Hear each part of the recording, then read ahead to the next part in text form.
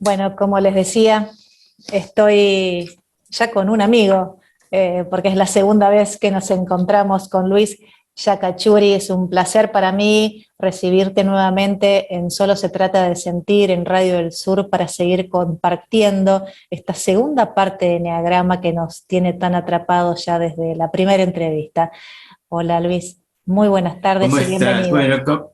Bueno, muchas gracias una vez más por esta hermosa invitación y también mi saludo a la gente que esté escuchando y los que están viendo este programa. Bueno, estoy con entusiasmo acá para continuar con esto que estamos compartiendo de enseñanza. Ahora, en el caso de esto que vos decís, de cómo avanza o cómo evoluciona en relación al espíritu, digamos, al mundo espiritual, Sí.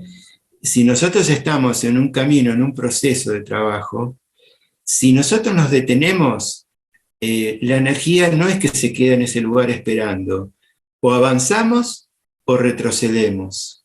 El movimiento es continuo, todo está en movimiento, ¿se entiende? No nos Muchas espera. veces, claro, muchas veces uno logra algo y cree que ya está y se duerme en los laureles, comprende algo y al día siguiente ya no lo comprende. Si uno no continúa un trabajo, no continúa una reflexión, pues o vas en ascenso hacia adelante, en proceso hacia adelante o en retroceso. Exacto. Por otro lado, la combinación de la ley de 7, que es el desarrollo, y la ley de 3, que es la creación, también implica que hay una lucha de opuestos en el plano humano. Nuestra cualidad como humanos es la dualidad, la lucha de opuestos, y en el mejor de los casos, si estamos abiertos al cielo, que esa energía baje y nos ayude a superar esta lucha de opuestos, que sería poder integrar, sintetizar, reconciliar. En general los opuestos están en lucha y permanecen en ese nivel, y entonces no pasa más que eso, mucha lucha, que es un poco nuestro presente en muchos aspectos, Claro. pero no hay una unificación, no hay una fuerza que baje superadora y que integre. ¿Se entiende? Perfecto, perfecto. Bueno, entonces, si te parece, para continuar, vamos ahora a ir haciendo una pequeña introducción para que yo pueda luego describirte los 9 rasgos de carácter, Exacto, o exacto. eneatipos, como Claudio los llamaba. En ese caso voy a trabajar con las enseñanzas de Claudio, en la Bien, bien. descripción de los rasgos, y también aclarar que yo voy a hacer una descripción de los 9 rasgos, pero también entender que cada uno de esos rasgos de carácter, cada eneatipo que está representado por cada punta de esa estrella, que ahora después vos vas a volver a poner el mandala, cada una de esos eneatipos a su vez tienen 3 subtipos más, que están determinados por una fijación en el instinto. Y los instintos con los que Claudio trabajaba presentaba en su trabajo eran el instinto sexual, el instinto de conservación y el instinto social. Esos 3 determinan en cada uno de esos eneatipos que yo voy a describir 3 subtipos, que no los vamos a ver en este momento porque es demasiada información. Es muy Pero extenso. lo digo porque en realidad el eneagrama es un mandala que a nivel del carácter se trabaja con 27 tipos de carácter. ¿Es claro? Pero Sí. para entrar en esos 27, primero hay que pasar por estos 9. Sería. ¿Está? Es Bien. extenso, es Sí, complejo es como el ser extenso, humano, sí. ¿no? Es muy extenso, sí. Nosotros somos sofisticados, complejos, y lo digo en el mejor de los sentidos. Claro. Somos muy vastos, con un cuerpo físico que es precioso, es realmente una herramienta extraordinaria, una creación extraordinaria, porque en él habita todo en nosotros. Nuestro espíritu, nuestra alma, nuestras ideas, nuestros sentimientos, todas nuestras experiencias, la memoria y sin él nada podríamos hacer, Seguro, por lo menos seguro. en este plano humano. Y esto que vos decís Bueno, de que realmente es tan extenso también, ¿no? Como veníamos hablando en la entrevista anterior, que tampoco uno puede encasillarse o realmente de poner a una persona de acuerdo a su eneatipo, digamos, a estos 9 eneatipos, como son tantos más, y además que cada ser es único, ¿no? Y por todo lo que vos explicás al principio, con esta fuerza mayor, digamos, de esta Sí, fuerza más grande que hace que también todo tenga su connotación espiritual sí, única. sí, está muy bueno lo que acabas de acotar, porque una reflexión que sostiene lo que vos acabas de decir es la siguiente. El uno representa el absoluto y el absoluto contiene todo, Mm, todo. El bien, absoluto también es la unidad que tiende a la unificación, que es hacia donde vamos como humanidad, tiende a la unificación y al mismo tiempo tiene una cualidad en la unificación, la unidad, que también hay unicidad. Y la unicidad significa que somos todos diferentes y al mismo tiempo somos uno. Eso es algo extraordinario, porque no sí, existe en la creación nada que sea igual a otra cosa. No existe. Una hoja igual a otra no existe. No existe. Un pájaro igual a otro es. mm, Todos somos diferentes y lo extraordinario es que somos uno. Es algo, pues estamos conectados, somos uno, contenidos por ese absoluto. exacto, ¿Está? perfecto, Eh, perfecto. bien.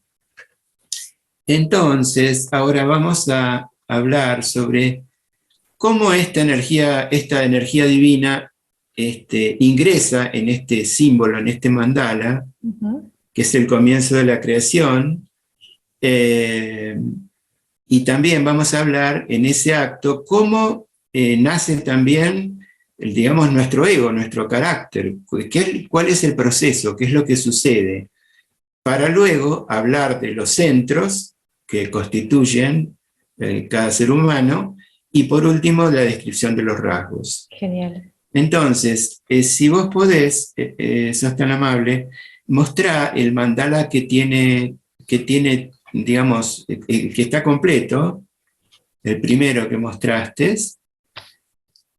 El primero que mostré es este, ¿no es cierto? Sí, perfecto, muy bien. Ahí está. Entonces, si vos sostenés eso, yo voy a explicar brevemente qué pasa con la energía. En la punta del triángulo, la parte superior, en ese lugar está el eneatipo 9. Los rasgos están numerados como el sentido de las agujas del reloj, o sea que si ese que está en la punta es el 9, el que le sigue a la derecha es el 1, Ujú. el 2, 3, la otra punta del triángulo, 4 abajo, 5 el del frente, 6 la otra punta del triángulo, 7, 8 y volvemos al 9.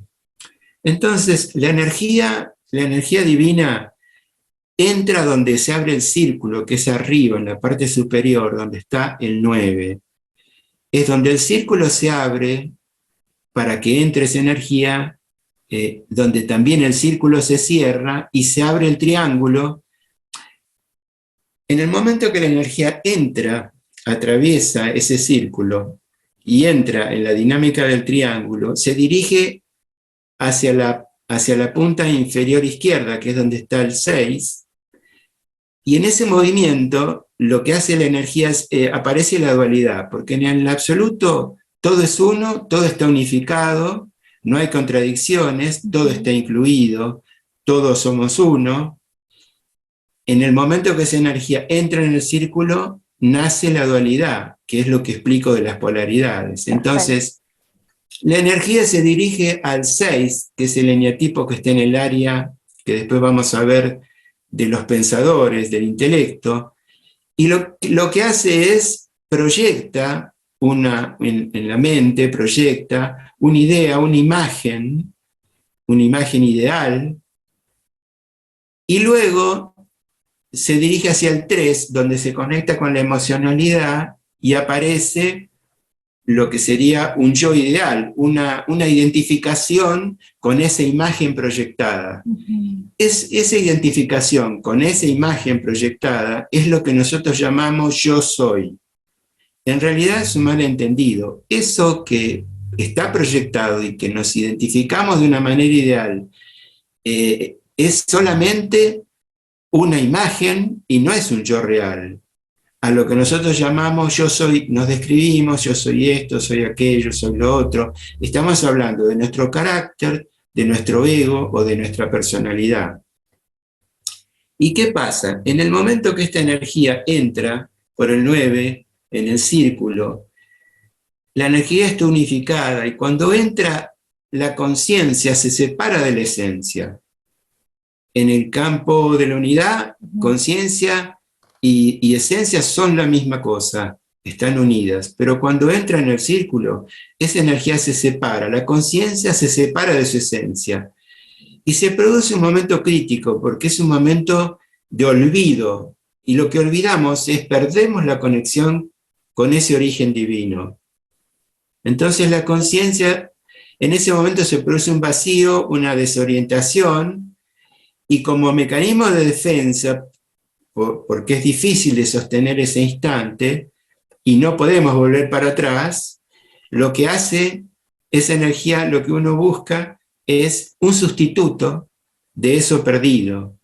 Entonces se proyecta una imagen, se construye una imagen ideal, a eso lo acompañan pensamientos, y esos pensamientos asociados con la emoción, que sería identificarme con lo que veo, en vez de ser el que soy, me veo proyectado y me identifico con lo que está afuera, que eso lo podemos palpar cotidianamente, ¿no? Sí, sí, tal cual.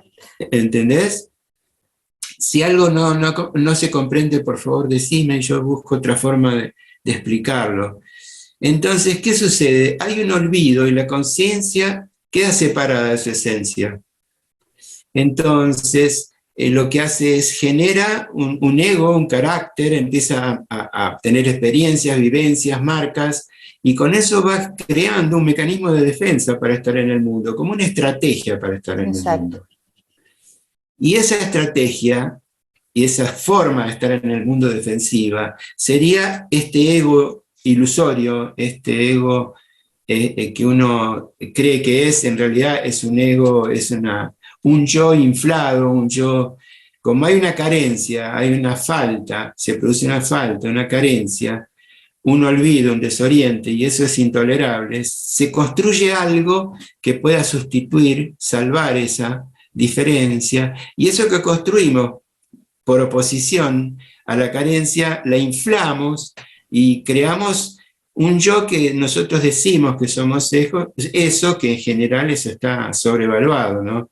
En realidad, cuando uno empieza a trabajar sobre el carácter del ego, lo primero que se da cuenta es que uno no es eso. Eso es una forma de estar en el mundo, pero no es el yo real de una persona. Luis, como para ahí aclarar un poquito, ¿no? Y si me viene esto, son estas formas que tenemos de sobrevivir a situaciones que, como vos recién explicabas, a veces es como mucho, no se tolera, la desorientación o algo que está sucediendo, y entonces, bueno, uno empieza a tener respuestas, ¿no? Defensivas, y va construyendo esto que no tiene tanto que ver con la esencia, sino con esta construcción que es lo que mencionabas del ego también, ¿no? Sí, está muy bien esto que decís, es un aporte importante porque a mí me hace recordar que este ego, para darle también cara, profundizar con él, en realidad nosotros nos construimos, venimos con una genética, venimos desde un origen, estamos atravesados por experiencias de nuestros antepasados, estamos atravesados por el lugar que nacemos en la tierra, por la política del lugar, por las costumbres, por las guerras, por las no guerras, por el mar, por la montaña, por el frío, por el calor.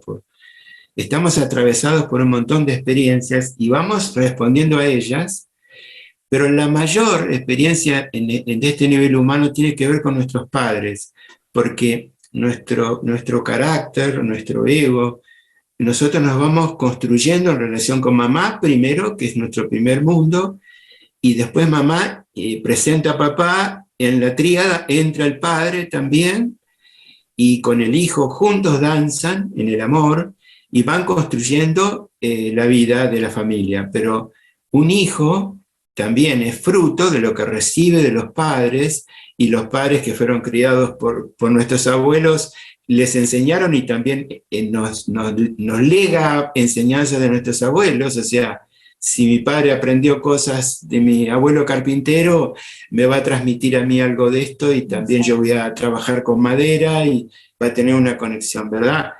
Ahora, como nosotros no recibimos como niños todo lo que idealmente esperamos, y nuestros padres en realidad entiendo que son lo suficientemente buenos como para criarnos en el mundo. No tenemos que ser como padres perfectos, ni tampoco como hijos. Ellos nos brindan lo que tienen, y lo que no lo dan, no lo tienen. El tema es qué hacemos nosotros luego con ello. Ahora, como empiezan a aparecer en esa dualidad experiencias de placer, de dolor, de saciedad, de carencia, de falta, toda esa dinámica es lo que permite que podamos evolucionar y crecer. Ahora, frente al dolor, si yo de repente lloro de bebé, lloro, y no viene nadie, y bueno, empiezo a armar una estrategia de hacerme autosuficiente, de no llorar, porque si lloro y no viene nadie, ¿para qué voy a llorar? Entonces empiezo a crear una historia como la de Robinson Crusoe en la isla. Me empiezo a proveer de todo, construyo una muralla, y me creo incluso la idea que no necesito de nadie. Eso sería un mecanismo de defensa en acción. Esto que estoy describiendo es un eneatipo 5, que su palabra clave es la avaricia en el aspecto emocional, y el apego en el aspecto intelectual, ¿no? Estoy describiendo un poco cómo se estructura en ese aspecto. También ese niño, al mamá no venir, no contenerlo emocionalmente, se sube a la cabeza, empieza a refugiarse en los pensamientos, en querer resolver, desarrollar el intelecto, que tiene un equipo importante para hacerlo, pero va en detrimento de su emocionalidad. La emocionalidad es como temida, no sabe muy bien qué hacer con lo que siente. Como defensa, arma una actitud de defenderse, aislándose, retirándose, sobre todo emocionalmente. Todo eso es un ego en acción, un carácter, una personalidad en acción. El proceso de sanación es poder atravesar este territorio con conciencia, vivenciarlo, comprender el proceso, e ir encontrando lo que está detrás de esto, porque en realidad en esencia nosotros, repitiendo la misma palabra, nosotros somos esa esencia divina, está dentro de nosotros. Sí, claro. Está tapada por esa cáscara de personalidad, de ego, de manipulación, de mecanismo de defensa. Eso sería lo que está en la superficie. Ahora, este ego también es necesario, porque en el momento que esa energía entra y se divide, aparece la dualidad, aparece la lucha de opuestos, aparece la condición humana, que estamos tensados con el cielo y la tierra en ese asunto, digamos. Se me fue ahora lo que te quería decir. Me quedé pensando que estamos ahí tensados, y es así, Luis, es así, como uno queda en tantas circunstancias también, ¿no? Ahí. Pero también como en este momento que me apareció este vacío, porque estoy pensando varias cosas juntas, pero digamos, lo que quiero decir es que el ego, digamos, el propósito del ego, ya me acordé, cuando entra la energía se separa la conciencia de la esencia. Pero nosotros entramos en una zona de olvido de nosotros, olvido de sí mismo. Pero al mismo tiempo, la conciencia trae un regalo, que es la capacidad de recordar. O sea, por un lado aparece el olvido, pero por otro lado el regalo es la conciencia. Y la conciencia, más el ego en acción, con todos estos asuntos que tiene que atravesar como un héroe en su experiencia, es la herramienta para volver a casa, o sea, para volver a conectar esa energía divina. Ese sería el proceso. O sea que el ego es parte de esa esencia, es una emanación. Si todo emana del cielo, de esa energía divina, tenemos que incluir también los dolores, los sufrimientos, los olvidos. Es parte. Es así, exactamente. Sí. Bueno, ¿cómo vamos hasta acá? Perfecto, perfecto. Bien, entonces aparece una proyección en el 6 y en el 3 una identificación. La combinación de esa proyección, de esa imagen proyectada y que nosotros nos identificamos, decimos yo soy eso. Y eso egoicamente lo sostenemos a rajatabla, porque digamos, como es algo que es idealizado y que está exaltado, y cualquier cosa que toque, el ego reacciona, se defiende, es muy hábil, porque trata de no perder esa condición. Acceder a empezar a desandar ese ego y que tenga su porrazo, su primera experiencia, digamos, de comprensión, lleva trabajo, es necesario desentrañar, correr ese velo y descubrir que en realidad yo no soy eso. Y la primera pregunta que uno se hace, pues si yo no soy eso, entonces ¿qué soy? Y entonces ahí, si uno continúa el trabajo, empieza a descubrir otras cualidades que tienen que ver con otro nivel de conciencia y recursos para seguir transformando este ego, que no es un acto de violencia, sino es un acto de maduración. El ego necesita madurar para convertirse en un yo real. Ese es el proceso. Acceder luego al viaje y continuar ese ascenso, digamos, de despertar, se necesita tener la casa limpia, un ego con cierta madurez, para poder acceder a espacios que son mucho más grandes, más vastos, y que también pueden deparar experiencias que hay que tener espalda para poder sostenerlas. ¿Se entiende? Sobre todo eso, ¿no? Esto está muy, muy claro, además muy, muy ejemplificador. Cuando vos hablas, uno se le hacen imágenes, ¿no? Esto de hay que tener espalda y esto de madurar el ego, ¿no? Como también haciéndolo formar parte importante del proceso, ¿no? Sí, no hay que excluir nada. Además, si uno quiere volar, si uno quiere echarse a subir la montaña, tiene que estar bien anclado. Si uno quiere volar, tiene que estar muy bien enraizado, porque si no es un riesgo enorme. Es un riesgo enorme. Una cosa es que te eleves espiritualmente y otra cosa es que te psicotices. Exacto. Que te enfermes, que entres en una crisis porque se mueven los parámetros del nivel de conciencia en el que estás y no tenés forma de asimilarlo. Entonces, para eso también hay que prepararse. Por eso también en estas enseñanzas en la tradición se aprende con alguien que está en un nivel superior, con un maestro, con alguien que puede bajar esa comprensión y sobre todo que transmite actitudes, no tanto la descripción de un rasgo, sino actitudes que solamente se pueden transmitir en presencia, no con un libro. ¿Se entiende? Sí, totalmente. Entonces, un maestro lo primero que te dice es, te enseña, en el caso del sufismo, la primera comprensión, que es un porrazo enorme, es entender que uno no sabe nada. Es un porrazo enorme, sí. No sabe nada. Y cuanto más recibís una enseñanza, te das cuenta de la ignorancia, pero al mismo tiempo aparece también algo hermoso, que es la esperanza, el deseo de aprender. O sea, que si vos te vas a decir la verdad, acepto que no sé nada, bajo la cabeza humildemente y me dispongo a aprender. Y eso es precioso porque te vas ubicando en realidad en tu lugar y te vas ubicando en quién va siendo en realidad. Y aparte, ¿no? Luis, esto de la enseñanza a través de las actitudes, a través de los ejemplos, pero sobre todo esta presencia actitudinal frente a quien está deseoso y con esperanza de aprender, que va más allá de un libro, de algo que le puedas mostrar, sino esto, ¿no? De poder hacer una comprensión más desde el corazón. Se necesita eso, ¿no? me parece, Exactamente, para estas exactamente, disciplinas. exactamente. El movimiento es también en el trabajo interior, con el carácter y en el nivel espiritual también, es abrir el corazón. Ese es el trabajo. Moverse desde el corazón.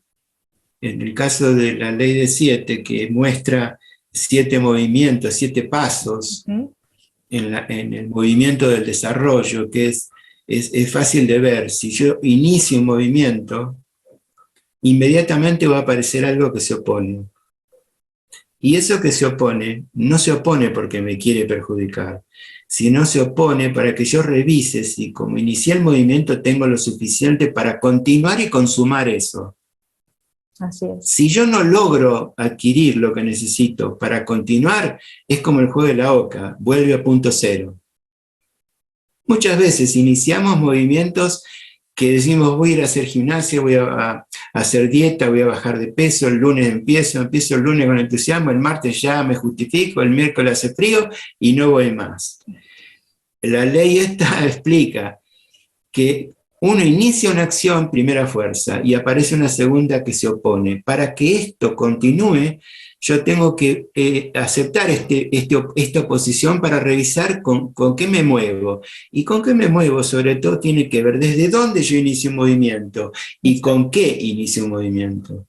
No es lo mismo iniciar un movimiento para engañar, robar un banco, perjudicar al vecino, que iniciar un movimiento para compartir con el vecino, para trabajar y lograr y el fruto compartirlo. Los inicios son importantes porque será el camino.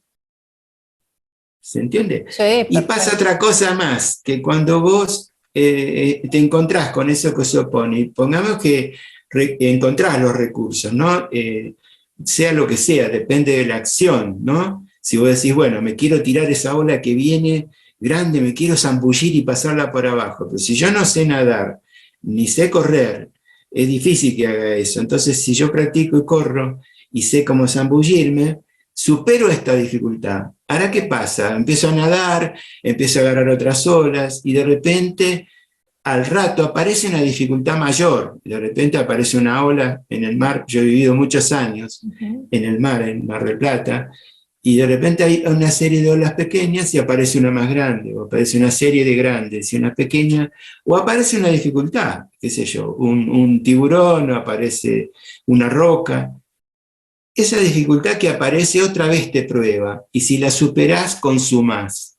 O sea, completás el círculo. Lo primero que voy a decir, antes ya de describir los rasgos, es lo siguiente, que nosotros estamos, de acuerdo a estas enseñanzas, nos habitan 5 centros. 2 inferiores, que uno es intelectual y el otro es emocional, que pertenece al ego, y después están los centros superiores que pertenecen a la esencia, que es el centro superior de intelecto, que tiene que ver con las ideas sagradas, y el centro emocional superior, que tiene que ver con las virtudes. Y después hay un tercer centro que aparece en los 2 espacios, que tiene que ver con el centro motor instintivo, que en el caso del ego es un instinto condicionado y en el caso de la esencia es un instinto libre. ¿Se entiende? Sí, perfecto. Son 5 centros. Nosotros vamos ahora a hablar sobre el ego, o sea, sobre los centros inferiores. Entonces el ego se construye con una hebra de intelecto, pensamiento, otra emocional, y eso está dinamizado por un aspecto instintivo. Juntos construyen este ego o carácter. Entonces, si vemos el mandala, ustedes verán en la imagen, en la parte de arriba, hacia la derecha, está el primer rasgo de carácter, que es el 1, que la pasión, que sería el aspecto emocional, la palabra clave es la ira, y la distorsión cognitiva, o digamos el aprendizaje equivocado que tiene que ver con el intelecto, es el perfeccionismo. Entonces, vamos a describir algunas características. Este rasgo que es emocionalmente es la ira, la palabra clave, son personas que se manejan en el mundo sobre todo por el deber ser, por lo que tengo que hacer. Son personas que tienen cierta rigidez corporal, cierta rigidez también en el pensamiento, que están muy lanzados hacia la acción, tienen una cierta rigidez en el sentido de establecer lo que está bien, lo que está mal, como cierta rigidez en moverse desde lo que está bien, lo que está mal, desde el ego, ¿no? Sería. Desde el aspecto, digamos, de la distorsión cognitiva, el aprendizaje equivocado es creer que yo para ser querido tengo que ser perfecto. Entonces, hay personas de este rasgo que, digamos, se dedican a perfeccionar al otro, son críticos, son intolerantes, son controladores, son personas con mucha soberbia que se ponen por encima, que se sienten con una falsa abundancia.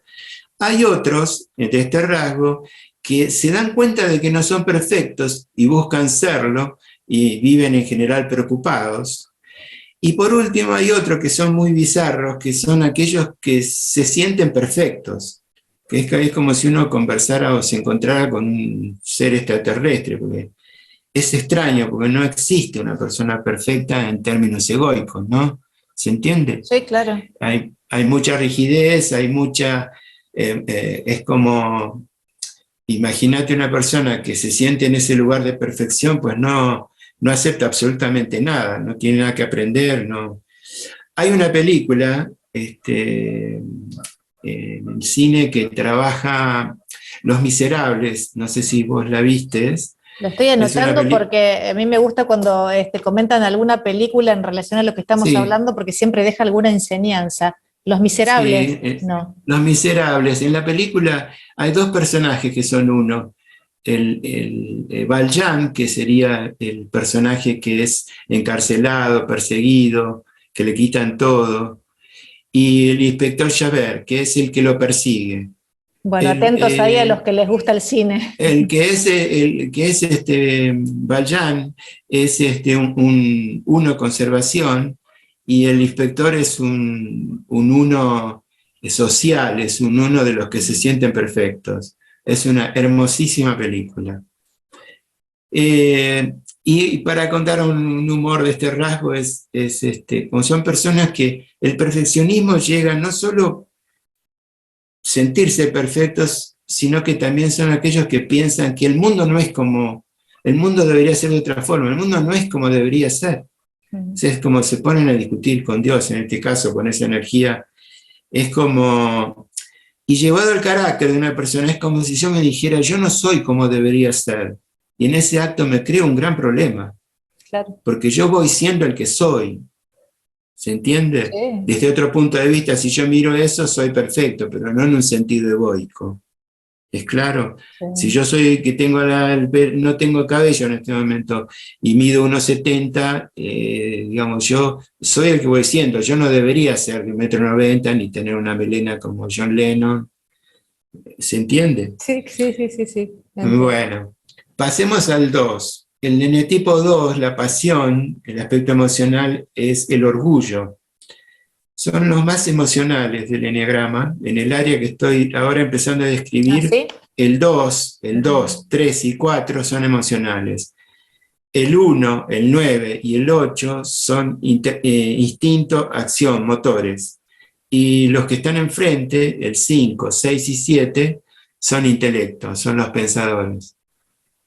Entonces este 2, este orgulloso, ¿cuál es su dificultad? Que es alguien que se cree más de lo que es. Es alguien que se infla porque siente en el fondo un sabor existencial de carencia, de pobreza, y como compensación se infla, se pavonea.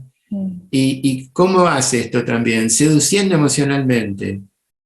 Son muy seductores, pueden ser muy sensuales, amorosos. Hay como poca atención hacia el intelecto, el pensamiento. Es como que un 2 se deja llevar mucho por sus emociones, las emociones lo arroban, que sería un poco su dificultad, y lo que tiene que aprender es a pensar. y tiene que aprender a temperar su emoción, y también la compulsión a buscar ir en pos de ser querido, esa demanda que está disfrazada de un dar amoroso. Es como lo que un 2 más teme es que lo descubran que necesita también ser querido. Y él lo disfraza dando, sobre todo amor. Bien, bien. Luis, como no para quitarte tiempo, pero como para en lo que le va pasando en cada carácter, ¿no? Cuando se habla de las debilidades o de las zonas más débiles, tienen que ver con esto que sienten que falta, ¿no? Que por eso hay como una máscara, si se quiere, o una sobreactuación, o se busca, Sí, ¿no? De otra sí, manera ganar sí, algún sí. espacio. Sí, Claudio esta dinámica la explica del enagrama del triángulo, lo explica de una manera muy simple. Cuando uno entra en la existencia, no sabe quién es, y eso es lo que lo asusta. Y como no sabe quién es, y el movimiento continúa, se va hacia el 6 porque siente miedo, y como de todas maneras tiene que salir a la vida, lo que hace es construye una máscara, una defensa, un mecanismo para estar en el mundo. Perfecto. Eso sería el ego. Y por otro lado, si miramos todos los eneatipos, podríamos hablar que en realidad es como un mal de amores. Todos es una historia de amor ciego, sí, es claro. toda una historia de amor ciego, un malentendido, digamos, una estrategia para que papá me quiera, mamá me acepte, para ser incluido. Entonces, un 2 tiene mucho miedo a no ser querido y está muy sensible a ser incluido, a ser excluido. Claro. Y va buscando amor dando, esa es su máscara. Perfecto. El 3 es menos emocional, digamos, en un sentido es pragmático, tiene que ver más con la eficiencia, sus motivaciones son el éxito. La motivación más fuerte de un 3, la vanidad, es el rasgo.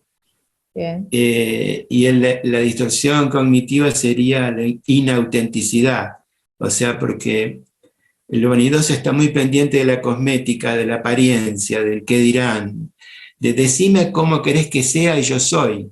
Es como un camaleón. Está tan pendiente de gustar que es lo que más le interesa.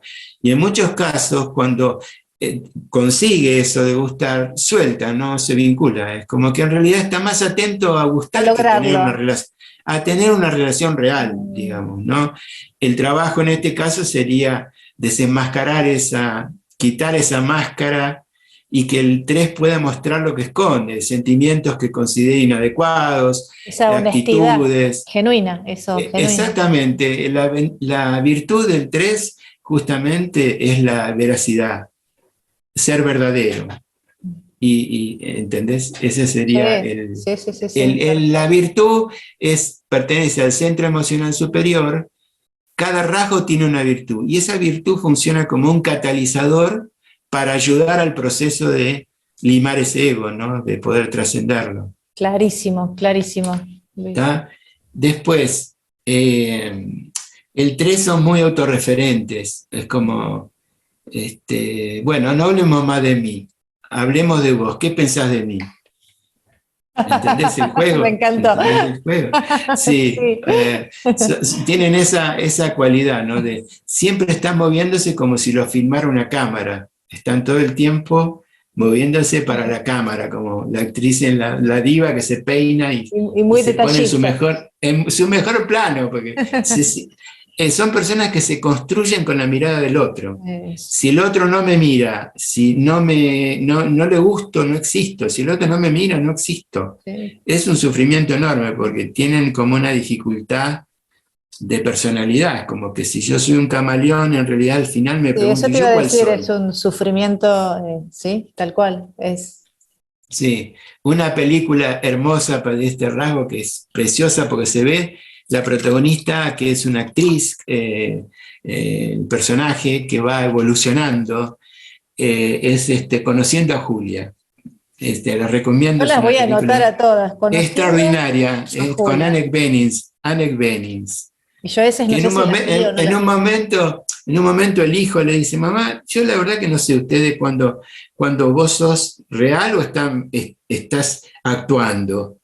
Y le pegan el clavo, porque en realidad un 3 actúa todo el tiempo, es un como si. ¿Viste la Qué película bárbaro. Truman Sí, Show? sí, El sí, que le sí, está sí. hablando acá en el oído le dice, decile que lo querés a tu amigo. Ese tipo de asunto, ¿viste? Sí, Bueno, mirá esa película porque es perfecto, preciosa, es perfecto. Ay, preciosa. gracias. Después, podemos pasar al Al 4. 4, El sí. 4, la pasión es la envidia. Y la envidia es el más sufrido de todos. El malentendido del 4 en el amor es creer que cuanto más sufrimiento, más vivo, es como buscar el amor a través del sufrimiento, Sí. es como un espíritu romántico. Ujú. Esa cosa de lo que no pudo ser, ¿viste? Hay una película de Beethoven que se llama Amada Inmortal, que Beethoven se cita con su amante en una posada, la amante llega antes, él llega luego porque se le rompe el carruaje, y ella espera, él no llega, entonces le deja una nota debajo de un mantelito, él entra corriendo por una escalera y ella sale por otra, ella se va pensando que él nunca vino, y él llega y ve que no está y piensa que ella tampoco nunca vino. Entonces después es tremendo porque él la odia y ella termina casándose con el hermano.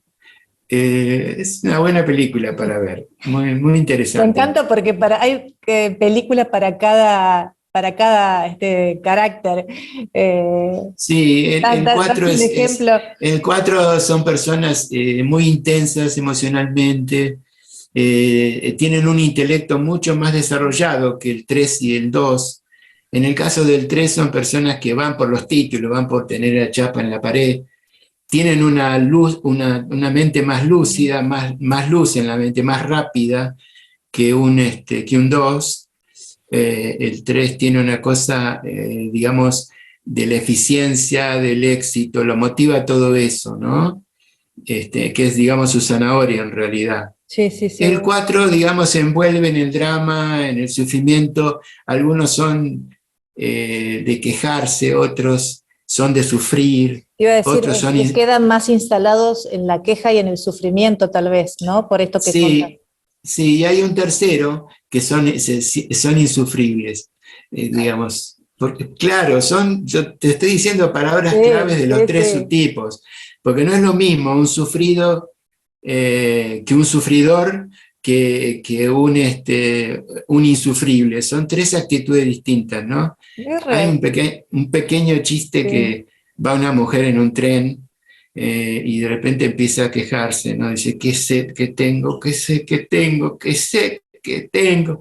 Y un señor que está tratando de dormir, lo butacas adelante, dice, no, esto no puede ser. Se levanta, se va al vagón del tren y le trae un vaso de agua así tremendo, se lo da a la señora le agradece, la señora se bebe el vaso, él se acomoda ahí en su almohadita, ¿no? En la noche del tren se siente el tren que va andando y la mujer empieza, qué sed que tenía, qué sed que tenía. Claro. O sea, digamos, la queja es un gran escollo porque Mm. si vos te quejas, no te haces cargo de nada.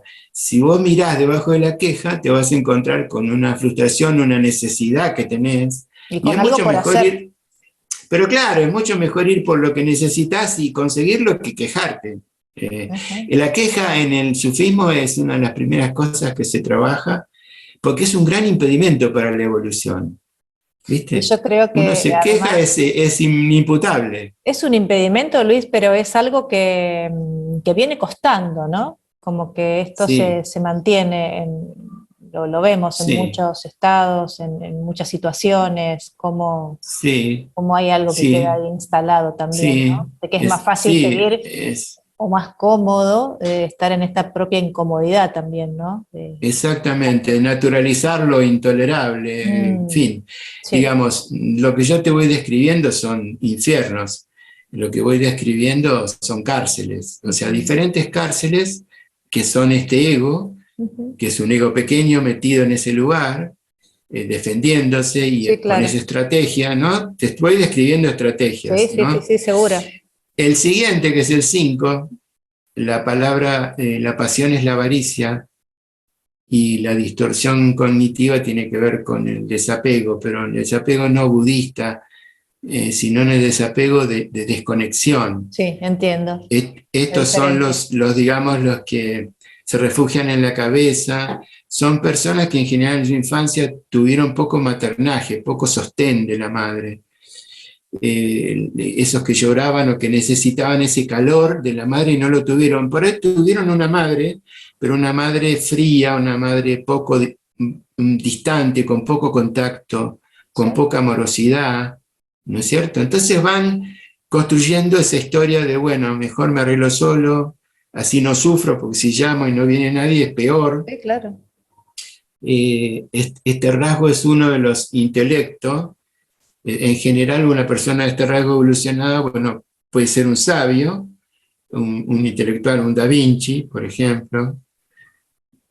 Son personas con un equipo importante, pero necesitan madurar su emocionalidad, necesitan contacto, necesitan friccionar en la frontera de relación, más intercambio, porque parte de la idea de un 5 es que piensa que tiene poco, y lo poco que tiene lo quiere guardar porque si da, lo pierde y no tiene más. Es un malentendido en realidad, porque en realidad la experiencia es relacionarse, brindarse. En realidad la avaricia no es avaricia de objetos solamente, o de libros, de conocimiento, sino de sí mismo. Exacto. Son personas que les cuesta brindarse, son tímidos, son distantes, en fin. Bien, bien. Aclaro también clarísimo. Que yo voy describiendo asuntos del carácter que de alguna manera duelen, ¿no? Sí, claro, pero aclaro esto, porque haces esta descripción, porque es eso justamente lo que conviene trabajar para poder evolucionar y trascender esto, que convive con nosotros, que todos tenemos alguno de estos rasgos. Claro, y para eso a todos nos cabe un rasgo.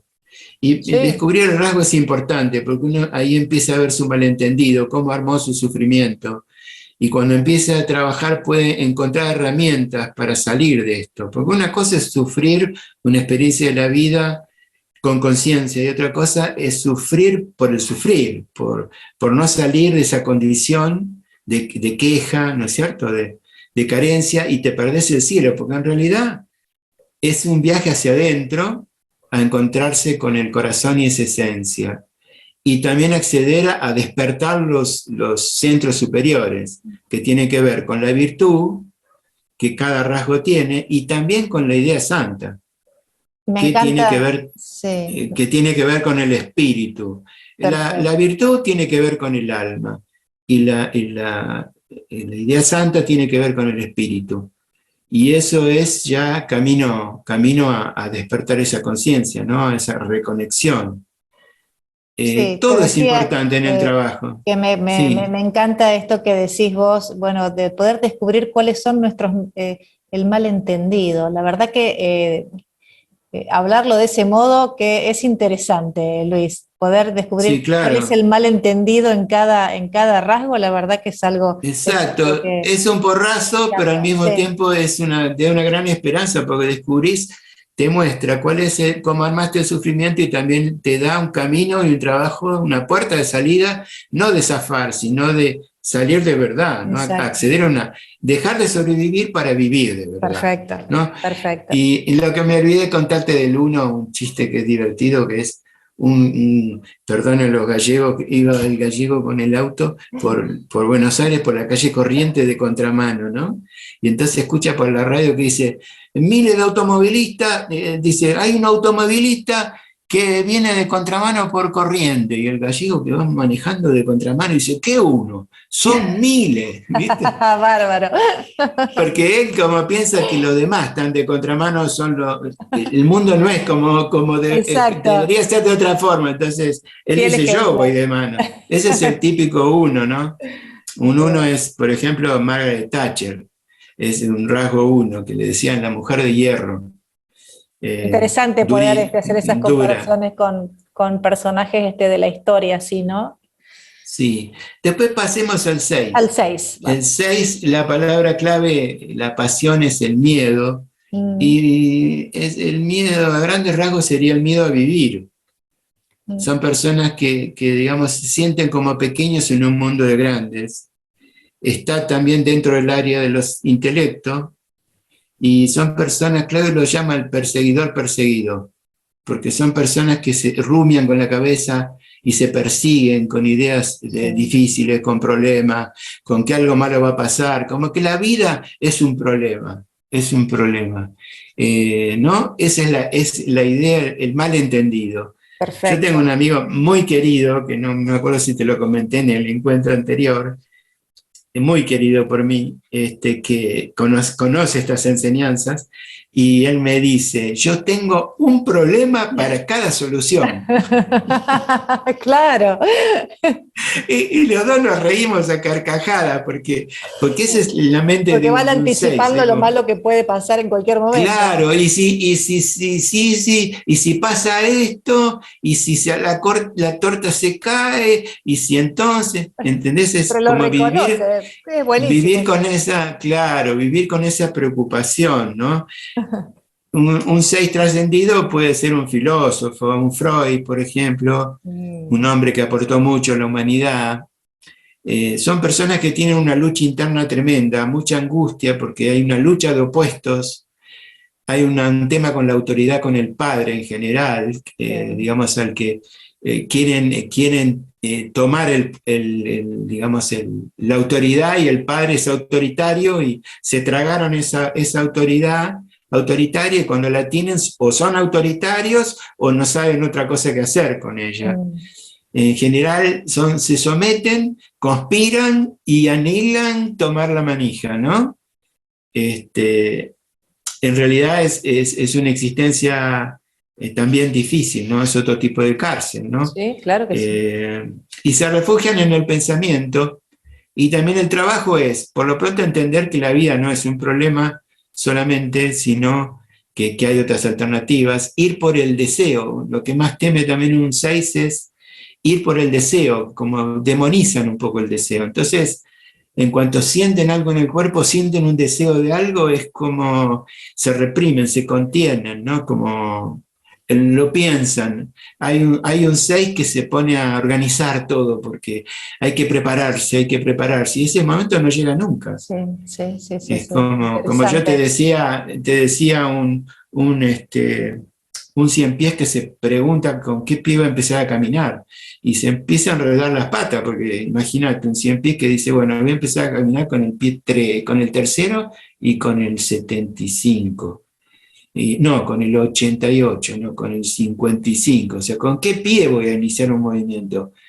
Es un enredo. En realidad hay mucho control, hay un temor a los deseos, hay una necesidad, son amorosos también, pero la emoción está contenida también. El 7, la palabra clave es la gula, y la distorsión digamos, de la gula tiene que ver con la complacencia, con la indulgencia. Si yo soy indulgente, es una estratega. Si yo soy indulgente y te consiento, entonces cuando yo quiera hacer lo que quiero, vos me vas a consentir a mí.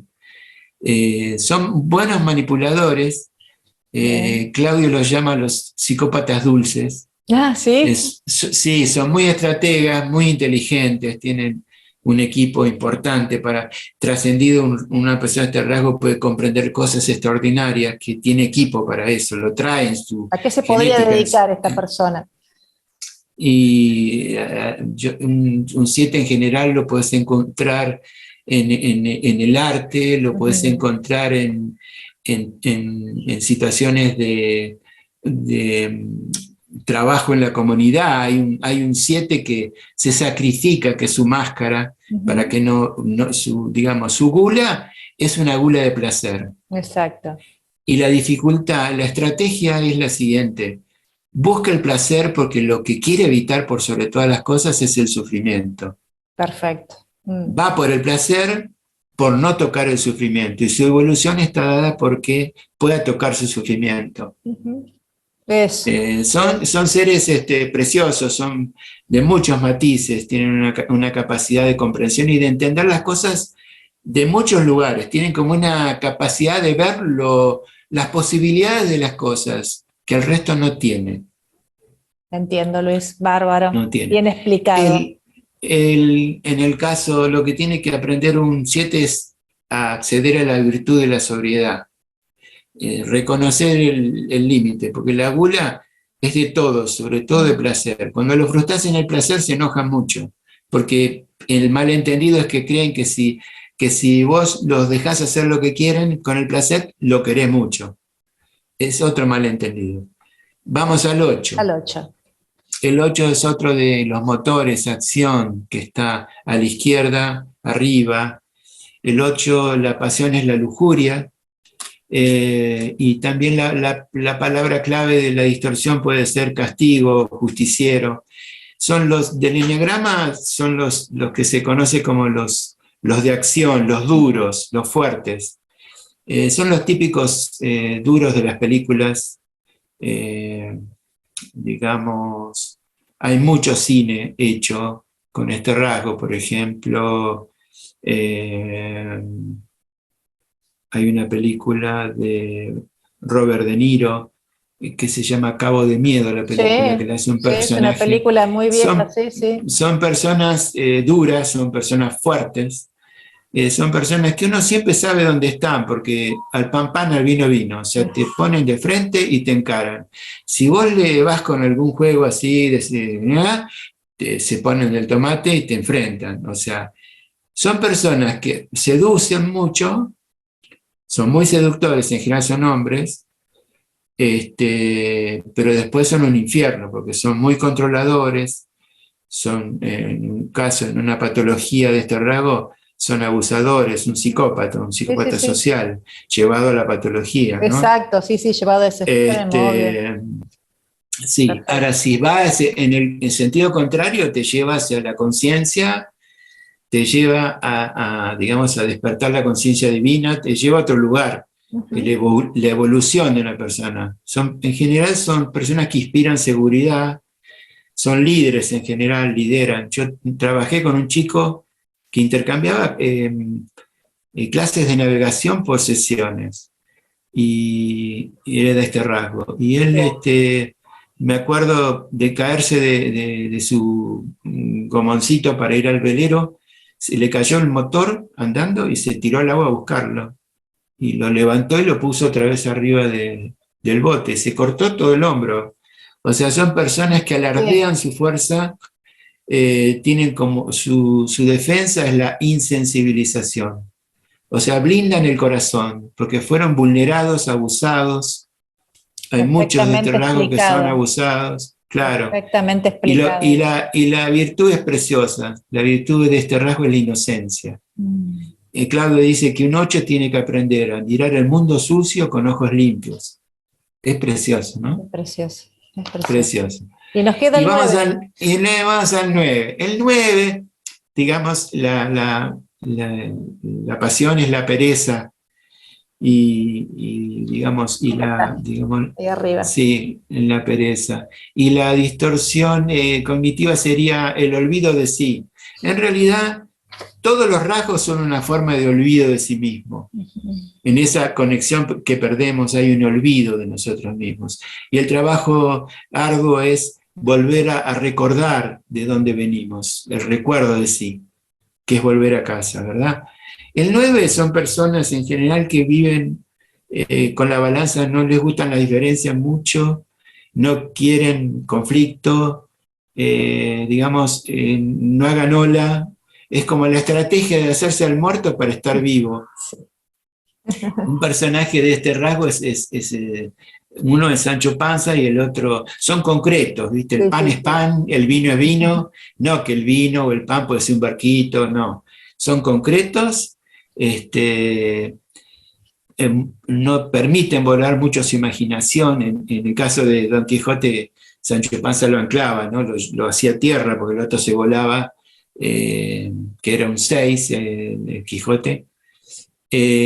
Son personas muy afables, son personas, digamos, que si toman un lugar de liderazgo y sanos, son buenos líderes, son amorosos, compasivos. Son personas que se mueven por las necesidades de los otros. se incluyen en los grupos desapareciendo ellos. Y una cosa curiosa es que si vos le decís algo, lo señalás algo, te dicen, ¿quién? ¿Yo? Y miran para atrás, ¿no? Como que tienen una actitud de hacerse los tontos, es una forma de defensa, como que mientras yo me hago el tonto y me da tiempo para ver qué hago, ¿no? Porque no les gusta ser figura, les gusta estar en el fondo, pero anhelan estar ahí en el borde del escenario para decir algo, pero bueno, tienen que juntar mucha energía para poder hacerlo, ¿no? Les cuesta mucho decir no. Como que si dicen no es un conflicto, porque lo que necesitan es diferenciarse. Uno de sus mecanismos es la confluencia, se pierden desapareciendo en el otro. Entonces, lo que tienen que aprender es a decir, yo necesito esto, yo quiero esto también, incluir su necesidad, ¿no? Qué maravilloso mundo de los rasgos, de estas pasiones, de estas fijaciones. Bueno, yo te describí algunas cositas nada más de cada uno como para dar un aparte tenés pincelazo. esta habilidad y esta docencia de poder darnos los rasgos esenciales y también esta invitación a que cada uno pueda ir encontrando cuál es el suyo o por lo menos con qué situaciones se familiariza, ¿no? En cuanto a su entorno y a lo que invita. Claro. A mí me gusta mucho que esto, como vos lo transmitís, invita a poder mirar estas partes que son las que tenemos que trabajar, ¿no? Nada, no está todo dicho, sí. Está todo para poder... No, para nada, es el comienzo de un camino, es el comienzo de un camino. Es una gran posibilidad, es una gran posibilidad. Te agradezco muchísimo, cuando conocí a Claudio y empecé con todo este tema, para mí fue descubrir un mundo. Yo vivía dentro de una caja de fósforo. Y gracias por ayudar a descubrirlo. Sí, no, claro. La verdad que pudiste tomar. Bueno, yo te quiero agradecer mucho también tus dos invitaciones. Para mí un gusto enorme de conocerte y estar aquí trabajando contigo. Fue un gran placer. Y como te he dicho la última vez, te deseo lo mejor, que la vida te cuide mucho. Estás haciendo un trabajo muy importante vos. Gracias, estás difundiendo y siendo muy generosa, abriendo la palabra para muchas personas, de las cuales yo conozco muchas de ellas, y me da mucho gusto ver que vos las entrevistás y creo que vas creando algo como un cuenco sustancioso de alimento para todos y de posibilidades para hermanarnos.